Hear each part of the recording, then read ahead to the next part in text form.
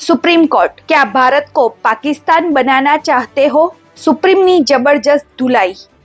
नमस्कार। Honourable supreme court, कोई individual को हम लोग क्रिटिसाइज नहीं कर रहे। ऑनरेबल सीजीआई संजीव खन्ना साहब, आप तो अभी रिटायर होने वाले हो अगले महीने। क्या आप अभी जो वकफ अमेंडमेंट बिल के खिलाफ आपके पास जो अपील है, पिटिशन जो लगा है, जो वकील लोगों ने, कांग्रेस के और लेफ्टिस्ट वकील लोगों ने, तो क्या उसके माध्यम से आप भारत को वापस पाकिस्तान बनाना चाहते हैं? क्या आप भारत का वापस बंटवारा करना चाहते हैं? ऐसा मैं क्यों बोल रहा हूँ भाई साहब?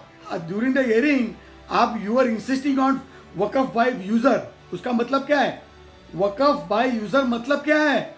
आप कह रहे हैं कि भाई विशेष समुदाय के जो लोग हैं या उनकी संस्था है, भारत के किसी भी जगह प्रॉपर्टी लैंड के ऊपर हाथ रखे और वो बोले कि भाई ये संपत्ति हमारी है और हमारे पूर्वजों की संपत्ति है। 11 12 सेंचुरी के समय से जब आक्रांताओं लोगों ने टर्की, अफगानिस्तान, पाकिस्तान, तुर्की, वहाँ से जो लोग आए थे आक्रांता है, उस समय से वो जमीन उनकी है और इसीलिए उनको देना चाहिए।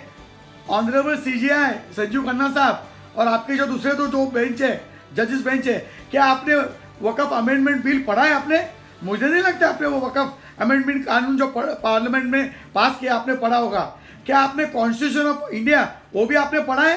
आप क्या बोल रहे हो भाई साहब? वकफ बाय यूजर मतलब क्या है? 13वीं सेंचुरी, तेरहवा जो दशक था सेंचुरी का, उस वक्त जो आक्रांता लोग आए थे वो सारी जमीनें भारत पूरा उनको वापस दे दे। आप क्या कह रहे हो? वकफ बाय यूजर मतलब क्या है? और उसके विपरीत हमारा जो राम मंदिर का जो आंदोलन हुआ, वहां पे प्रभु रामचंद्र का जन्म स्थान है, उस टाइम सुप्रीम कोर्ट ने सबूत मांगे थे, डॉक्यूमेंट मांगे थे। भाई हमको डॉक्यूमेंट दिखाओ कि यहीं पे जन्म हुआ है, यहीं पे मंदिर रामलला का है, उसके कागज दिखाओ। मथुरा में हमारे जो प्रभु कृष्ण भगवान का जो जन्म स्थान है, उसके ऊपर आप क्यों कागज मांग रहे हैं? ज्ञानवापी के ऊपर आप कागज क्यों मांग रहे हैं? अगर आप बोलते हो वकफ बाय यूजर, विशेष समुदाय को उनके जमीन की और प्रॉपर्टी की कागजात दिखाने की गरज नहीं है, क्योंकि 13 सेंचुरी से वो आक्रांताओं बन के भारत के ऊपर उन्होंने कब्जा किया था, तो वो जगह वापस उनको दे दे। ऑनरेबल सीजीआई संजीव खन्ना साहब, आपकी बेंच है, आप क्या कर रहे हो? आप भूल गए 1947 में भारत का विभाजन हुआ था, पार्टीशन ऑफ इंडिया धर्म के आधार के ऊपर हुआ था। उस वक्त क्या हुआ था? विशेष समुदाय के जो आक्रांत लोग जो भारत में आए थे, उनको एक बहुत बड़ा जमीन का हिस्सा, भारत का जमीन का हिस्सा उनको दिया ना पाकिस्तान के माध्यम से। और ईस्ट पाकिस्तान जो अभी बांग्लादेश बन गया, वो भारत का हिस्सा तोड़ के उनको दे दिया। वो वकफ नहीं था तो क्या था? वो भारत की जगह थी, उनको दे दी बगैर कागज दिखा के। अभी आप बोलते हो वकफ बाय यूजर मतलब बगैर कोई कागज दिखा के कोई विशेष समुदाय का इंसान या कोई संस्था है, कोई प्रॉपर्टी और जगह के ऊपर हाथ रखती है तो उनका हो जाएगा वो, और उनको वो प्रॉपर्टी का कागजात दिखाने की गरज नहीं, क्योंकि उनके पूर्वज लोग 13वीं सेंचुरी से वहां पे आके बैठे। आप क्या कर रहे हो भाई साहब? आपको पता नहीं देश में आपके खिलाफ जो रोष है, आप डिक्टेटरशिप लगा रहे हो भाई साहब। कॉन्स्टिट्यूशन आप मानते नहीं है। किधर गया 14 article 14, 21, 19 right to property, right to freedom, fundamental right किधर गया भाई साहब? आप पॉलिटिशियन बन गए। आप जजेस नहीं है, आप पॉलिटिकल पार्टी चला रहे हैं। एक अपोजिशन पार्टी को आप प्लेटफॉर्म दे रहे हैं सुप्रीम कोर्ट का कोर्ट रूम बन के। क्या गरज थी आपको हियरिंग अर्जेंट सुनवाई की? ऑनरेबल संजीव खन्ना साहब, आपको याद दिलाने के लिए 1995 में कांग्रेस लेड यूपीए गवर्नमेंट ने ये जो वकफ कानून लाया था, उसके खिलाफ भी पिटीशन ऑनरेबल सुप्रीम कोर्ट में पड़ी है। अभी तक उसकी सुनवाई नहीं हुई।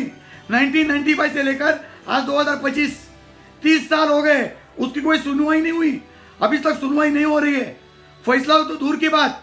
सिमिलरली 2013 में कांग्रेस सरकार ने 2014 के लोकसभा चुनाव के पहले वकफ अमेंडमेंट बिल आया था, उन्होंने उसको अमेंड किया था वकफ कानून को। उसके जरिए उन्होंने दिल्ली की 123 प्रॉपर्टियां विशेष समुदाय के संस्थाओं को दान कर दी, डीनोटिफाई कर दी। सरकार की जमीनें, प्राइम लोकेशन की जगह जमीनें, प्रॉपर्टी है दिल्ली में, और कांग्रेस यूपीए गवर्नमेंट ने 2013 वकफ कानून में बदलाव करके उनको दे दी। उसके खिलाफ भी पिटीशन अभी भी सुप्रीम कोर्ट में पेंडिंग पड़ा है। 12 साल हो गए। 95 वाला अमेंडमेंट के खिलाफ पिटीशन PIL सुप्रीम कोर्ट में पेंडिंग पड़ी है। और 2013 से भी जो अमेंडमेंट कांग्रेस ने किया था संपत्ति बांटने का, उसके खिलाफ भी याचिका पिटीशन अभी सुप्रीम कोर्ट में पेंडिंग है। मतलब दो पिटीशन पेंडिंग है भाई साहब। एक 1995 वाला 30 साल हो गए, सुनवाई नहीं हो गई, और 2013 उसके खिलाफ भी पिटीशन पेंडिंग है। तो अभी जो 2025 में संसद ने जो अमेंड किया है वक्फ कानून, जिसके माध्यम से कागज दिखाना पड़ेगा, आपकी खुद की जमीन है वही दान कर सकते हैं, ना कि वो दारुल इस्लाम भारत में लगाने का आप परमिशन मत दे दो भाई। तो अभी 2025 का जो अभी कानून अमेंड हुआ है उसके खिलाफ जो पिटीशन लग गई, इतनी अर्जेंटली आप क्यों सुनवाई के लिए आपने ले ली? 2013 और 1995 का पिटीशन वो कभी सुनेंगे आप? उसके ऊपर कभी सुनवाई होगी, उसके ऊपर फैसला कब होगा? और 2025 का पिटीशन आपने अभी ले लिया, क्या बेस के ऊपर? आप रिटायर होने वाले हो, अभी दूसरा सीजे आएगा। आप कॉन्स्टिट्यूशन मानते हो? नहीं मानते, आपके ऊपर लागू ही नहीं है। वो एक सीजे चंद्रशूर साहब ने बोला था ऑन रिकॉर्ड, कॉन्स्टिट्यूशन और पार्लियामेंट के कोई भी एक्ट आपके ऊपर लागू नहीं होते। पार्लियामेंट को एक कानून पास करता है, उसको आप नजरअंदाज क्यों करते हो? उसके खिलाफ क्यों जाते हो भाई साहब? अभी कुछ दिन पहले आपके फेलो जज पारदीवाला, उन्होंने भी प्रेसिडेंट ऑफ इंडिया को डायरेक्शन दे दिया, आर्टिकल 201 अमेंड करके सुप्रीम कोर्ट के जजेस हमारा कॉन्स्टिट्यूशन अमेंड करेंगे। आपको अधिकार दिया है? आप कौन होते हो हमारा कॉन्स्टिट्यूशन अमेंड करने के लिए? राष्ट्रपति को आप डायरेक्शन देने वाले आप होते कौन हो? आप चुनाव तो लड़ते नहीं है, हम तो आपको वोट देते नहीं है। हमने जिनको वोट दिया वो पार्लियामेंट में बैठ के कानून बनाते हैं, और उसके खिलाफ आप पीआई लॉबीज, वामपंथी कांग्रेस जो चुनाव हारती है, जो लोग उनको हराते हैं, उनको आप देश के ऊपर राज कराने के लिए देते हो थ्रू पीआईएल पिटीशन। तो honourable supreme court CGI Sanjeev Khanna साहब, पहले 1995 का जो पीआईएल पड़ा है वक्फ कानून के खिलाफ, और 2013 का भी वक्फ अमेंडमेंट के खिलाफ जो पीआईएल है, उसको सुनवाई कीजिए। बाद में 2025 का अमेंड के ऊपर बात कीजिए। आपने पूरी हिटलरशाही लगाई भाई साहब, पूरे जजेस लोग ने हिटलरशाही लगाई। इतना करप्शन चल रहा है, आपका जज के हाईकोर्ट का जज के घर में करोड़ों कैश मिल गई, कोई एफआईआर नहीं, कोई बात नहीं, सिर्फ इन हाउस कमेटी। अपने आप को बचाने की कोशिश करते हो। लोकपाल ने कोई हाईकोर्ट का जज के खिलाफ कोई इंक्वायरी चालू कर दी, तो उसके ऊपर आपने सो मोटो ले लिया। ये सो मोटो शब्द हमारे कॉन्स्टिट्यूशन में है नहीं है? कोलिजन भी शब्द हमारे कॉन्स्टिट्यूशन में नहीं है। Bail is the rule, jail is exception, वो भी कॉन्स्टिट्यूशन में नहीं है। एवरी सिन हैज फ्यूचर, लड़कियों को रेप करके मारते हैं उसको आप छोड़ देते हो, एवरी सिन हैज फ्यूचर, वो भी कॉन्स्टिट्यूशन में नहीं है। आप संविधान के खिलाफ जा रहे हो भाई साहब। तो ये जो आप वक्फ बाय यूजर लगाने की कोशिश करते हो, ऑनरेबल सीजीआई सुप्रीम कोर्ट, उसके जरिए आप 13वें सेंचुरी के आक्रांताओं को आप वापस लीगल राइट दे रहे हो, भारत उनके हाथ में दे रहे हो, जबकि विभाजन करके हमने उनकी सारी वक्फ की property they the. Please don't do this. लोगों का पूरा गुस्सा आपके खिलाफ।